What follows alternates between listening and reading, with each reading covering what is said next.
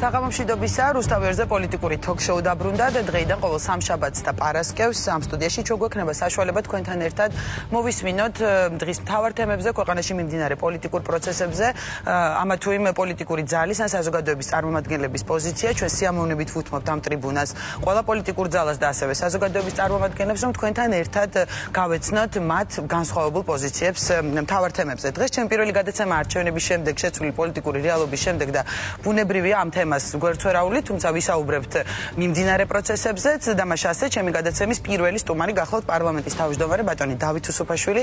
საღამომშვიდობისა ბატონო დავით, ძალიან დიდი მადლობა რომ მონაწილეობთ და ხართ ჩვენი გადაცემის პირველი სტუმარი. საღამომშვიდობის, დიდი მადლობა მოწვევისთვის და გისურვებთ წარმატებას განახლებულ ფორმატში. დიდი მადლობა. დავიწყებ იმით, რომ აი ანონსშიც ვთქვით, რომ შეიცვალა ახალი პოლიტიკური რეალობა და გადასწორეთ თქვენ უკვე 3 თვეა იმ პარლამენტის თავმჯდომარე ბრძანდებით, რომელიც ფაქტიურად მთავარ პოლიტიკურ ცენტრად იქცა.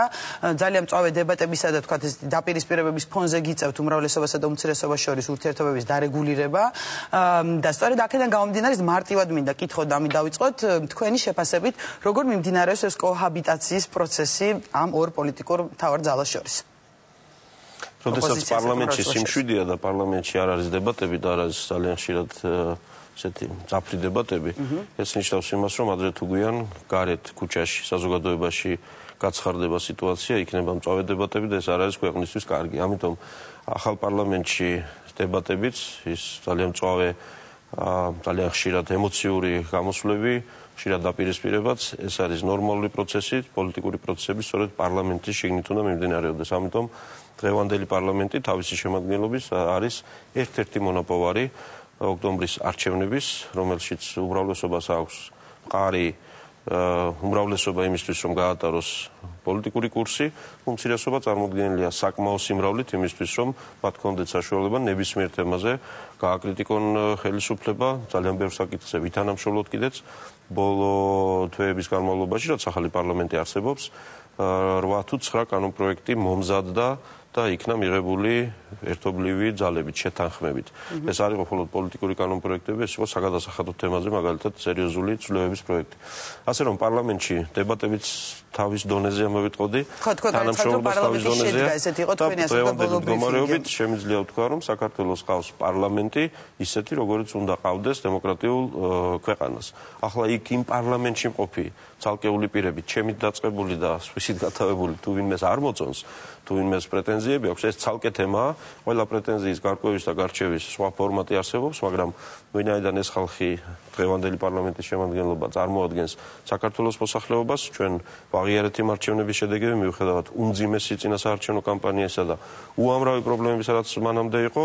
ამიტომ პარლამენტის თვალსაზრისით, ჩემი აზრით, ნორმალურად მიდის ვითარება. რაც შეეხება უფრო ფართო კონტექსტს, კოაბიტაციად წოდებულ პროცესს, აქ რა თქმა უნდა არის სირთულეები და სირთულეები. მაპატით უბრალოდ მცირე შეკითხვას დავაყოლებ ამ თემას, ესე კოაბიტაციაზე როდესაც ვსაუბრობთ, ყველას აი პირველ რიგში ალბათ არ ვიცხოვთ თუ ჟურნალისტ გვახსენდება ის კადრები, პირველი შეხვედრა პრეზიდენტის ადმინისტრაციაში, გულისხმობ პრეზიდენტსა პრემიერს შორის, სადაც საკმაოდ მძიმე სახეები ჰქონდათ შეხვედრის მონაწილეებს, თუ შეიძლება ესე ითქვას და შემდეგ საპატრიარქოში, სადაც გაცილებით უფრო ისეთი დამთვარი ურთიერთობები ჩანდა. ეს მხოლოდ ესე ჩანდა თუ თქვათ ლიდერებს შორისაც ურთიერთობებში მართლაცვლილებები არსებობს. თქვენ თავად ესწრებოდით ამ ორივე შეხვედრას და სწორედ ამიტომ გეკითხებით.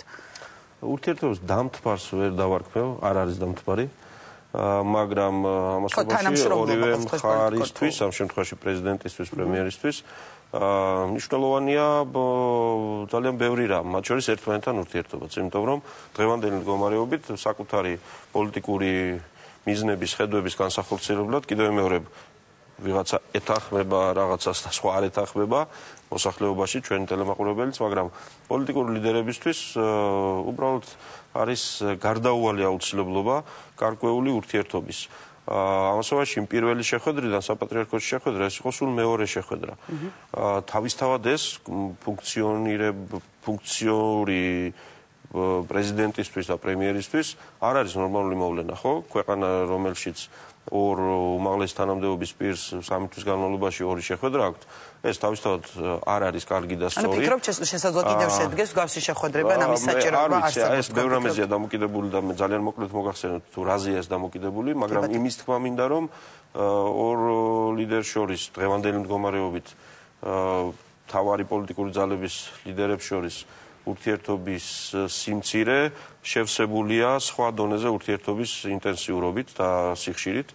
ეს პარლამენტის დონეზე უმცირესობის წარმომადგენლებთან მე ხშირად შეიძლება მე დროს ვატარებ ვიდრე უმრავლესობის წარმომადგენლებთან, იმიტომ რომ გარდა უშუალოდ საპარლამენტო საკითხებისა ჩვენ გვიწევს ძალიან ბევრი სხვა თემების განხილვა, სწორედ პოლიტიკური კოაბიტაციის, ძალიან ბევრი სხვა საომავლო თემების განხილვა, ასე რომ ვაკუუმი არ არსებობს ურთიერთობებს შორის, თუმცა ლიდერებს შორის, რა თქმა უნდა, ეს არ არის სამუშაო ვითარება და მდგომარეობა.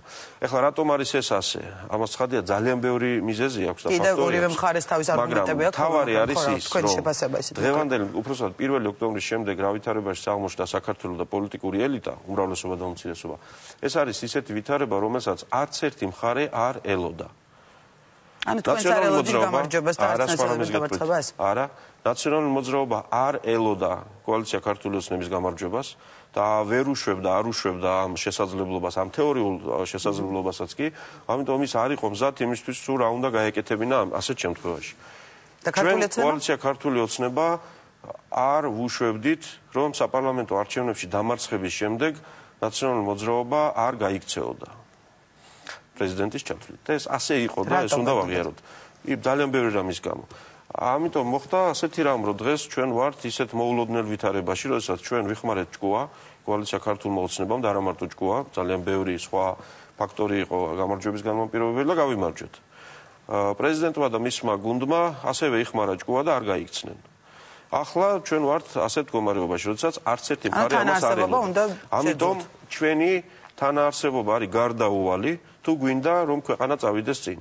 მიხეილ სააკაშვილმა დაინახა, რომ ხელის გადაგრეხვით არჩევნების შედეგების შეცვლა აღარ გამოუვიდოდა, პირველ რიგში ქართველი ხალხის ნება დაინახა ძალიან მკაფიოდ და საერთაშორისო საზოგადოების ასევე ძალიან მკაფიო ნება, რომ აღარავინ აღარ აპირებდა მისთვის რაიმე ეპატიებინა არჩევნებთან დაკავშირებით, არჩევნების შედეგებთან დაკავშირებით. მან დაინახა რეალობა და აღიარა, რომ თუ მინდა პოლიტიკაში დარჩენა, თუ მინდა კიდევ პერსპექტივა მქონდეს, მას და მისმა გუნდმაც, უნდა ვაღიაროთ ეს და სასწრაფოდ დავიწყოთ ძებნა იმ სვლების, რომელმაც შეიძლება გაგვიყვანოს ფონს. კოალიცია ქართულმა ოცნებამ დაინახა რა ეს ვითარება, ასევე ძალიან სწრაფად მივიდა იმ დასკვნამდე, რომ ჩვენ ასევე უნდა მოვახერხოთ ისეთი გზებით სიარული, რომ ამ ვითარებას, ანუ პრეზიდენტის არსებობას და მისი წარმომადგენლის შედეგებს გაუწიოთ ანგარიში. ამიტომ ეხლა ამ დონის და ამ მოცულობის ასეთი მასშტაბის პოლიტიკური პროცესი საქართველოში არ ყოფილა და ძალიან ბევრი სირთულე ამანაც გააჩინა. ასე რომ დღევანდელი მდგომარეობით ჯერ კიდევ არაფერი ბოლომდე გარკვეული არ არის. პროცესი მიმდინარეობს სერიოზული მუშაობა იმისთვის, რომ გარკვეული ჩარჩოები და სტაბილური ჩარჩოები გამოიკვეთოს იმისთვის, რომ სახელმწიფომ შეუფერხებლად იმ ფუნქციონიროს, იმიტომ რომ დღეს ეს ასე არ არის. ძალიან ბევრი ფაქტორით და ძალიან ბევრი რამით ვლინდება, რომ ეს ასე არ არის, თუნდაც ბოლო მოვლენები საერთაშორისო ასპარეზზე ამაზე დღევანდელ ვითარებაში ბევრ რამეს განაპირობებს რაღაცა ესეთ საფრთხეების განცდა. ნაციონალური მოძრაობას აქვს აშკარად განცდა იმისა, რომ თუ კოალიცია ქართულმა ოცნებამ ყველაფერს თავის სახელი დაარქვა, ყველა საქმე გამოიძია, ყველა 9 წლის განმავლობაში არასწორად ნაკეთების საქმე დადო მაგიდაზე, მაშინ მათი პოლიტიკური მომავალი არის ძალიან რთულ დღეში. კოალიცია ქართულ ოცნებას, რა თქმა უნდა, აქვს საფრთხის განცდა, რომ ესე კუთხეში მიყენებული, უკვე გზის ვეღარ დამნახავი პრეზიდენტი არ მისი თანამოაზრენი შესაძლოა წავიდნენ ქართული სახელმწიფოსთვის, ქვეყნისთვის ძალიან სარისკო და არასწორი გზით. ამისი მცდელობები იყო, ამისი ჩანაფიქრები იყო, და ჩვენ ეს უნდა ავიცილოთ თავიდან. ამაზე მინდა სწორედ კითხოთ. საგარეო კურსზე და იგივე სტრასბურგის შეხვედრებსაც აუცილებლად შევეხები, მაგრამ ეხლა როდესაც პრეზიდენტზე საუბრობდით, არჩევნებამდე 9 თვით ადრე, მინდა რომ რამდენიმე საკითხს ეს ბოლო მოვლენებს მაინც მოვასწრო და შევეხოთ თქვენთან. უკვე დაიწყო საუბარი ამ ქვეყნის პირველი პირის არჩევის წესის შეცვლაზე. თქვენ თავად ამბობთ, რომ ბევრი ისეთი საკითხის განხილვა მოუწევს ეხლა პარლამენტს და მით უმეტეს ეს საკონსტიტუციურების, ასე ვთქვათ, პაკეტი თუ რაღაც ნაწილი, თქვა სამცველებაზეა საუბარი. რატომ დადგა დღის წესრიგში? პირველ რიგში ეს მაინტერესებს, თქვა პრეზიდენტის ის თან თქვენ რესპუბლიკელები სუიყავით ამ საპარლამენტო მოდელის მომხრე, ანუ თქვენს მიერ ინიცირებულია ეს კოალიციაში არსებობს ამაზე ერთიანი პოზიცია, თუ რატომ დადგა მოკლედ დღეს ამის აუცილებლობა? არჩევნებმაც ისე ჩაიარა, რომ წინასაარჩევნო პროგრამები ნაკლებად პოპულარული იყო თუნდაც მედიაში განხილვისთვის, თორემ თუ მიუბრუნდებით პროგრამას, რომელიც გამოცემულია კოალიცია ქართული ოცნების და საკმაოდ დიდი ტირაჟით დაიბეჭდა, იქ ძალიან მკაფიოდ წერია ამ თემაზე. რომ კოალიცია ქართული ოცნება მხარს უჭერს საპარლამენტო რესპუბლიკას ამ ქვეყანაში. რესპუბლიკელებზე აღარაფერს საუბრობ, რესპუბლიკელები დასამბამიდან დიახ, ეს ყველასთვის ნაბილია. როდესაც რო შეიკრიბნენ მაგრამ კოალიციაში არის ასევე შემავალი პარტია, იგივე თქვა თავისუფალი დემოკრატები, რომელსაც ასევე როგორც რესპუბლიკელები იყო ცნობილი ღია, რომ ძლიერი პრეზიდენტის ინსტიტუტი სურდა. კი, ამიტომ ჩვენ სწორედ პროგრამაში ეს ქონდა მითითებული, რომ კოალიცია მხარს უჭერს საპარლამენტო მმართველობას, საპარლამენტო რესპუბლიკას, რაც გულისხმობს არბიტრ განმსჯელ პრეზიდენტს და არა აღმასრულებელი ხელისუფლების გამძღოლ პრეზიდენტს, ამასობაში იქვე წერია, თუმცა არის სხვა მოსაზრებები, რომელსაც ჩვენ მოუბრუნდებით საკონსტიტუციო პროცესში. აი, სწორედ ახლა არის ის დრო, როდესაც ჩვენ ეს საკითხი უნდა გადავწყვიტოთ. არა მხოლოდ კოალიციის შიგნით, არამედ გაცილებით ფართო პოლიტიკური ძალების მონაწილეობით, საზოგადოების მონაწილეობით. ამიტომ თებერვლის განმავლობაში თუ რაიმე ფორს-მაჟორმა არ შეგვიშალა ხელი. ანუ რეფერენდუმის ჩატარება შესაძლებელია თუ მხოლოდ განხილვის გულისხმობ. რეფერენდუმი არ ამგონია. და არასამთავრობო სექტორის მხრიდან გაჟღერდა ესეთი თქვა შეთავაზება. ეს გზაც არსებობს, მაგრამ ჩვენ ვფიქრობთ, რომ სწრაფად უნდა შეიქმნას სახელმწიფო საკონსტიტუციო კომისია, რომელიც არა მხოლოდ ამ საკითხს, მე მესმის, რომ შესაძლოა ტელემაყურებლის თუ ჟურნალისტების, საზოგადოების უფრო ისეთი ინტერესი იქეთა ახლა რომ მიპყრობილი, აბა პრეზიდენტს ვინ აირჩევს, როგორი იქნება. რა თქმა უნდა, იქნება თუ არა ეს ხალხის მიერ არჩეული თან იქონს ერთად თვითმმართველობებზეა საუბარი, რომ მეერები უნდა იყოს პირდაპირ წესით. კონსტიტუცია შეიცავს ძალიან ბევრ მნიშვნელოვან დებულებას, რომელიც გასამართია. და ჩვენ ვაკრიტიკებდით მეც და ჩემი მეგობრებიც კოალიციიდან 2004 წლის ცვლილებებსაც ვაკრიტიკებდით ძალიან სერიოზულად და სამწუხაროდ იმ ცვლილებებმა მოგვიყვანა აი ამ გაუგებრობებამდე, როდესაც აღმასრულებელი ხელისუფლება გახლეჩილია და 2010 წლის ცვლილებებსაც.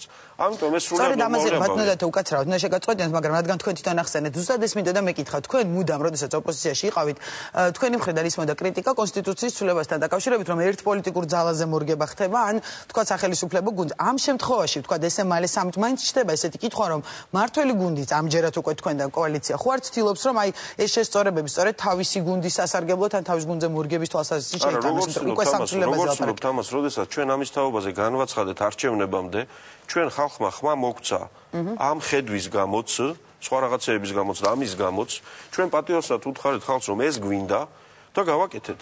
მე იმიტომ ვაკრიტიკებდი სააკაშვილსაც და მაშინდელ მის თანამებრძოლებსაც 2004 წლის ცვლილებების დროს, რომ მათ ხელისუფლებაში მოსვლის შემდეგ დაიწყეს სწორედ რომ მორგება ამ ყველაფრის. სად იყო ზურაბ ჟვანია საპარლამენტო არჩევნებამდე?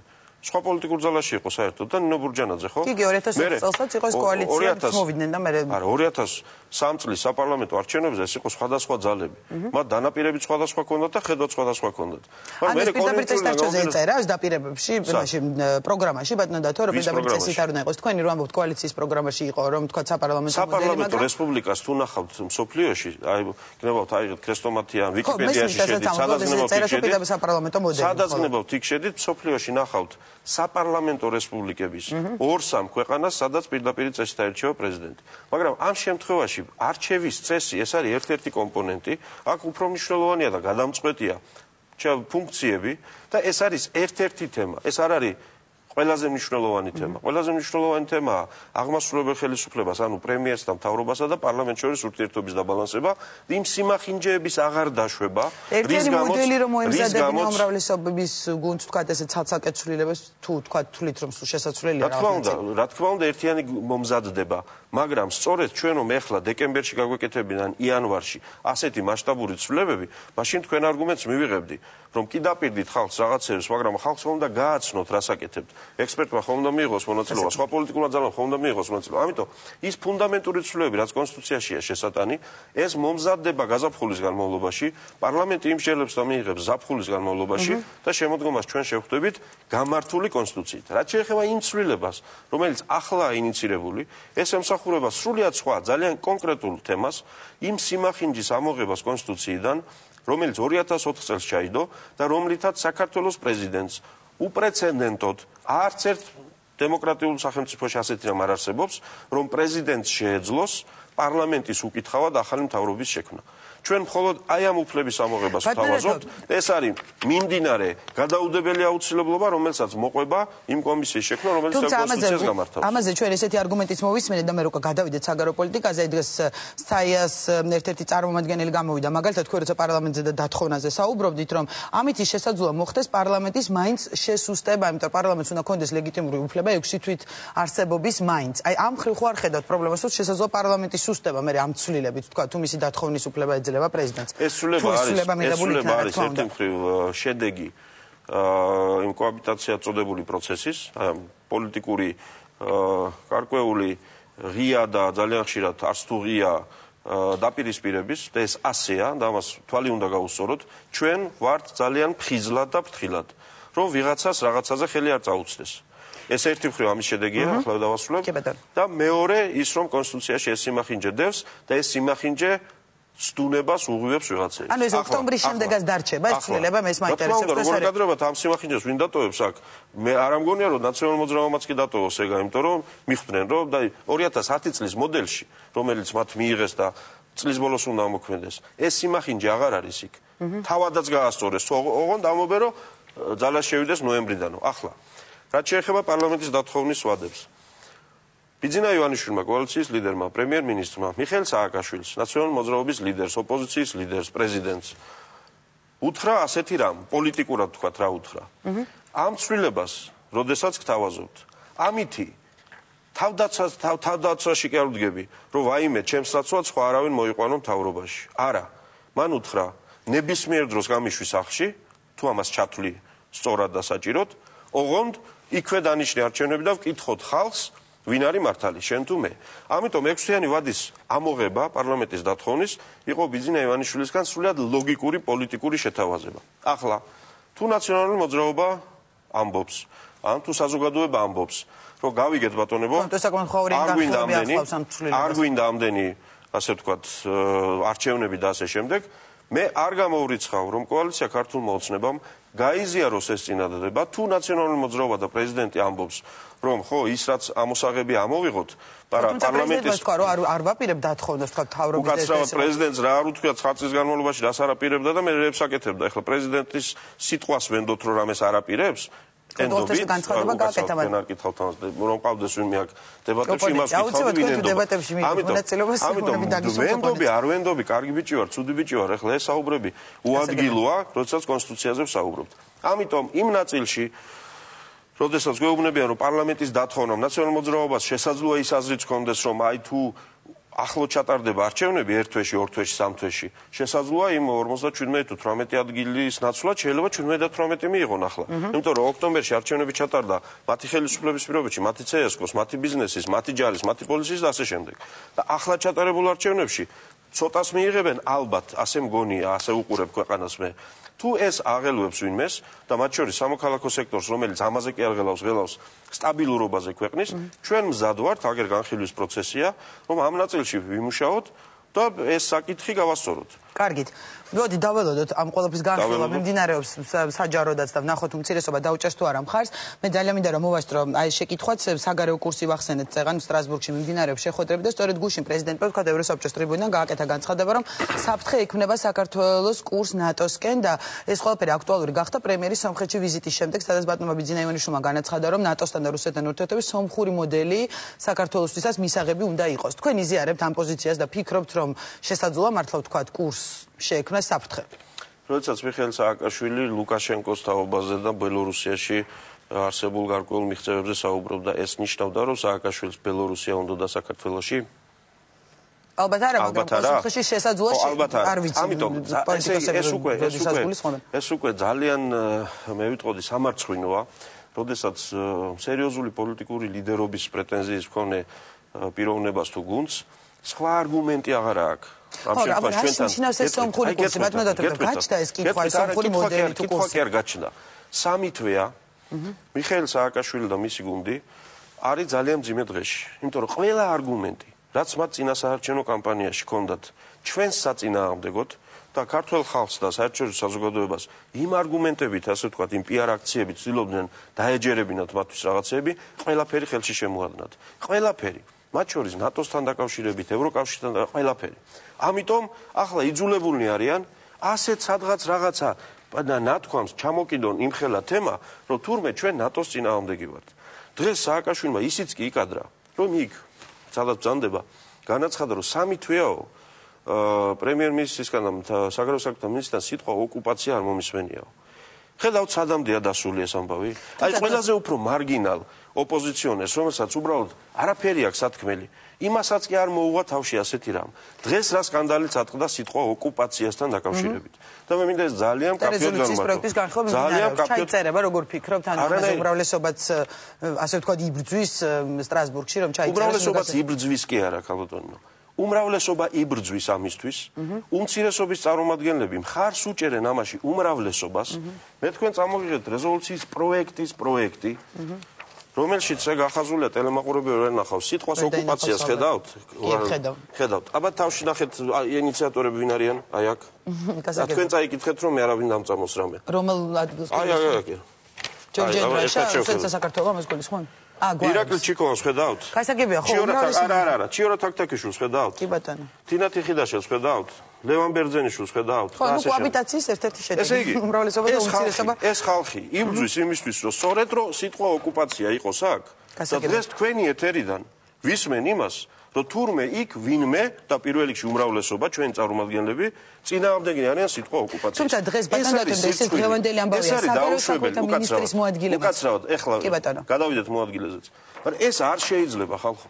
სახელმწიფოზე ლაპარაკობდეს ვინმე, ქვეყნის პრეზიდენტი იყოს წასული ევროპაში, ქვეყნისთვის კარგზე ფიქრობდეს და კარგი უნდოდეს და აი ამ რაღაცებს აკეთებდეს ახლა, მას შემდეგ რაც შეიცვალა ქვეყანა. აღარ არის ის ვითარება, როდესაც საქართველოში ყველა ტელევიზია ერთხმაზე ილაპარაკებდა და შავზე თეთრს იტყოდა.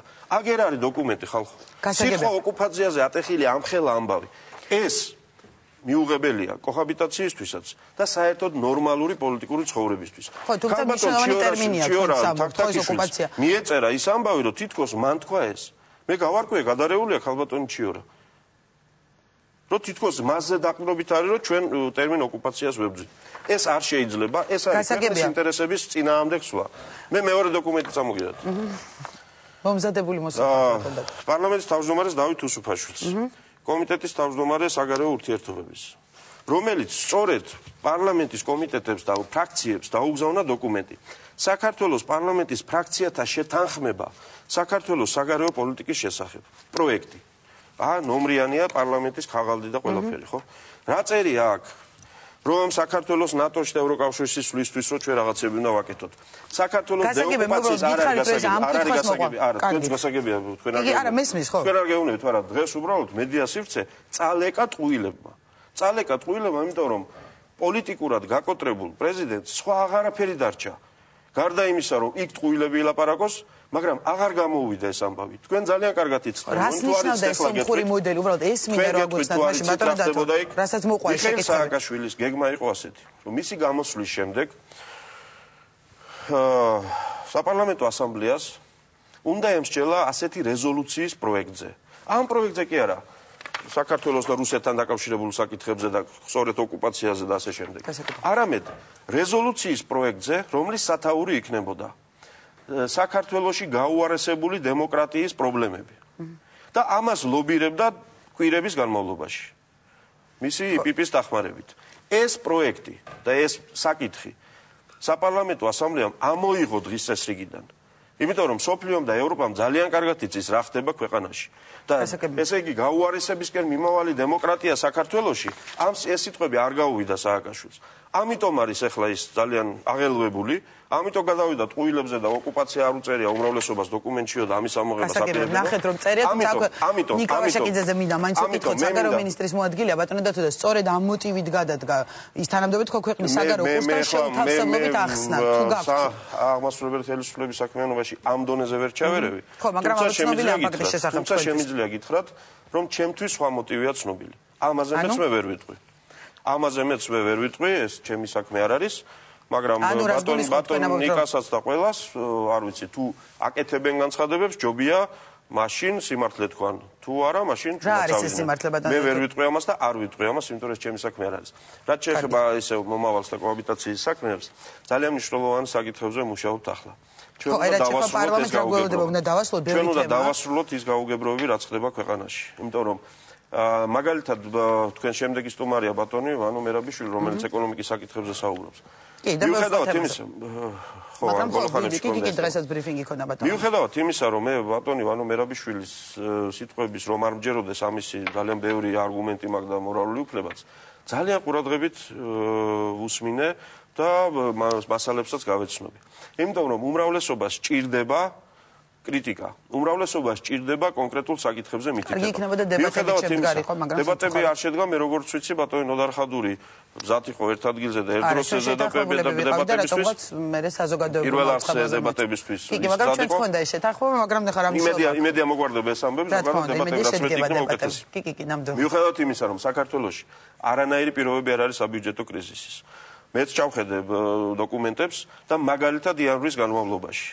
აუცილებლად გამოვიყენებთ ეს არგუმენტები შემდეგ. რომელიც ამოერტყმება ხოლმე და რომელიც ითვლება. არსებობს სტატისტიკა. 22 იანვრის მდგომარეობით საქართველოში 100 მილიონით მეტია სავაჭრო ბრუნვა, ვიდრე მთელი 2012 წლის იანვრის განმავლობაში. ანუ ძალიან ბევრი პარამეტრი და მაჩვენებელი პირიქით აჩვენებს, რომ ძალიან ბევრი მიმართულებით წინ მივდივართ. მიუხედავად ამისა, მე ვიქნები მოხარული. რაც შეიძლება მეტი კვალიფიციური კრიტიკა, კვალიფიციური შენიშვნები, კვალიფიციური მოსაზრებები, ეკონომიკასთან დაკავშირებით, პოლიტიკასთან დაკავშირებით, ეს არის ნორმალური ამბები. ამასობაში თავი უნდა ვანებოთ ტყუილებს, თავი უნდა ვანებოთ საქართველოს დისკრედიტაციას და ქვეყნის გარეთ, როდესაც პრეზიდენტი ლაპარაკობს იმას, რაც მან გუშინ და დღეს ილაპარაკა, ეს არის ქვეყნის თავის მოჭრა. ასე არ ხდება, ასე არ იქცევიან ქვეყნები. კოაბიტაცია ნიშნავს იმას, რომ ჩვენ არსებული პრობლემები უნდა მოვაგვაროთ. კიდევ მეორე, ამაზე ვმუშაობთ. მაგრამ ამაზე მართლობრივად მუშაობს ყველაზე მეტად. ძალიან ბევრი არგუმენტი აქვს ხოლმე მე. თქვა იმაზე, რომ პოლიტიკური დევნა მიმდინარეობს, რაღაც რიტორიკას უწოდებენ, რიგებში და პროკურატურის დადგომისკენ უწოდებენ, მაგრამ კიდევ გორეს თქვენ ბევრჯერ იქნება ჩვენი სტუმარი და ივანიშვილმა განაცხადა საკონსტიტუციოებთან ერთად, მან 2-3 დღის წინ კიდევ მთხოვა ამ საკითხზე შეხვედრა და ვისაუბრეთ და კონტურები იკვეთება იმ დოკუმენტის, რომელიც ჩემი აზრით იქნება საფუძველი რამოდენიმე რამის. რომ ყველას, ვისაც რამე აქვს სათქმელი, რომ განვლილი წლების განმავლობაში რაიმე პრობლემას ჰქონდა ადგილი, მას ექნება საშუალება თქვას. ყველას, ვისაც რამე აქვს ჩადენილი განვლილი წლების განმავლობაში, მას მოუწევს პასუხის გაცემა. ოღონდ ჩვენ ვამბობთ, ეხლა ზოგად მოდელზე ვამბობ, რომ ვინც ჩათulis რომ დიახ მან ჩაიდინა რამე ის გათავისუფლება სამართლის პასუხისმგებლობისგან, ხოლო ვინც თulis რომ უდანაშაულოა და მის წინააღმდეგ წაყენებული ბრალდება თუ პრეტენზია უსაფუძვლოა, მაშინ მას სასამართლო მართლმსაჯულება მიხედავს. ეს არის ის პრინციპი, რომლის თაობაზე ჩვენ მუშაობთ და მე დარწმუნებული ვარ ძალიან მალე გვექნება შედეგი. ეს დაამშვიდებს ქვეყანას და ძალიან ბევრ პრობლემას რაც გვაქვს ახლა მოაგვარებს და ოპოზიცია და უმრავლესობა გადავა მართლა თანამშრომლობის რეჟიმზე. უახლოეს არჩევნებამდე. წარმატებებს გისურვებთ. ჩვენ კიდევ იქნებით თქვენ ალბათ ჩვენი სტუდიის სტუმარი, იმედია და ვისაუბრებთ კიდევ სხვა თემებზე. დავით უსუფაშვილი, კი ბატონო, ეს დამიტოვეთ. დავით უსუფაშვილი პარლამენტის თავმჯდომარე იყო ჩვენი პირველი ნაწილის სტუმარი და სულ რამდენიმე წუთში უკვე სტუდიაში საუბარს ნაციონალური მოძრაობის გენერალურ მდივანთან ვანო მერაბიშვილთან განვაგრძობთ. დაგველოდეთ.